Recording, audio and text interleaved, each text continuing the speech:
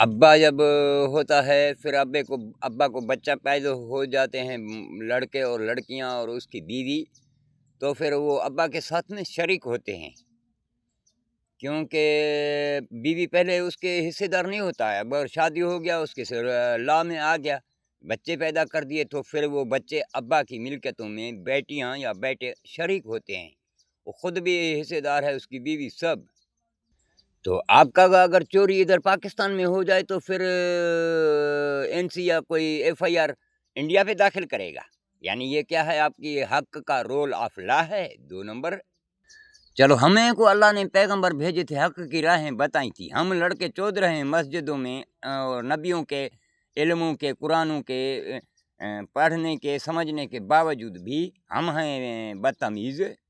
सूरज तो कभी बदतमीज़ नहीं है, चाँद तो नहीं है, पानी तो समंदर अपने शबनम में भेज रहा है, दरख्त फ्रूटें फसलें पेश कर रहे हैं, और अपनी लकड़ियाँ भी हमारे खिड़कियों में पेश कर रहे हैं। इन मजलूमों का क्या कसूर है जो अल्लाह ने बोला था मैं रोज़े महशर में सबको मिटा दूंगा। हम इंसान यहाँ गुलड़ों से भी फांसी कर लेते हैं, और कुतिया से भी फांसी करते हैं, और लड़कों से भी निकाह करते हैं। सूरज ने या समंदर ने भी किसी कोई ऐसा फांसी किया है, गलती किया है क्या? फिर अल्लाह उसको कैसे बोला था कि मैं रोज़े महशर में सबको मिटा दूंगा? यानी अल्लाह ये कैसे 2 नंबरी के कानून ने फिर बोला है हमें को कि उन बेचारों का क्या कसूर है? वो तो फांसी नहीं करते, अपनी टाइम पे सूरज आ जाता है, सितारे आ जाते हैं, रातें आ जाते हैं, समंदर पानियाँ पेश कर रहा है। इनका क्या कसूर है जो रोज़े महशर में बोला था कि मैं सबको गुस्साऊंगा, अकेला रह जाऊंगा? तो इसी बात से आप नहीं समझ सकते हैं कि बोला था रब्बुल मशरकैन व रब्बुल मगरबैन। अभी शरकैन शरीकत अल्लाह ने बोला है, जो मशरकैन है तो ये मेरी शराकत में है, यानी मेरे बच्चे हैं और मेरे बेटियां हैं और मेरी बीवी है, तो घर के बच्चे हैं, बंदे हैं, तो शरीक हैं अल्लाह के हिस्से में।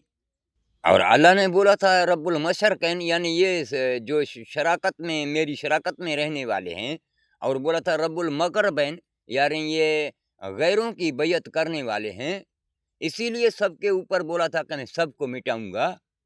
और गरबैन का मतलब है यानी मगरिब में जो चांद भी वहाँ सफ़र कर रहा है, सूरज भी वहाँ, सितारे भी वहाँ सफ़र कर रहे हैं, दरियाओं का रुख भी मगरिब में है। और ये लोग अगर मरते हैं तो भी नीचे ज़मीन में उसको दफन किया जाता है। ज़मीन में अगर इबादतें कर रहे हैं, तमाम पैगंबरों की उम्मतें, पैगंबर हैं, तो भी नीचे ज़मीन में झुक रहे हैं। यानी उतराई में सबका सजूद है, जहाँ पर अंधेरा है। तो इस अंधेरे में जाने की गलती के लिए ही अल्लाह ने बोला था कि मैं सबको मिटाऊंगा। फिर इसका खुदा को आप समझ सके हैं? मगरिब में तो जाने के बाद वहाँ डूबते हैं अंधेरे में। अंधेरे में अल्लाह ने बोला था कि अंधेरे में मत जाओ, रोशनी इल्म चराग है, अल्लाह चराग है, नूर है, वहाँ पे सफ़र करो। जो भिटाई ने बोला था लोक वह तो लावारो तू उच्चो वह ओ बार। कुपेरिय में पेर जनी पातो जॾहिं जितां मुंझण माण्हूअ सजण तहीं शेर इन भूसंदो भेर करोड़न मां कोल है। इसीलिए अल्लाह ने नाराज होकर बोला था कि मैं सबको घुसाऊंगा। अगर आप क्यों फिर नीचे के लिए झुक रहे हैं? अल्लाह जो बोला था वनहन अकरब अलैहिम हुब्लिल वरीद, पानी में मछली को पता नहीं कि पानी कहाँ है, आज तक पानी पानी करता रहता है। तो आप भी वही है ना, 2 नंबर।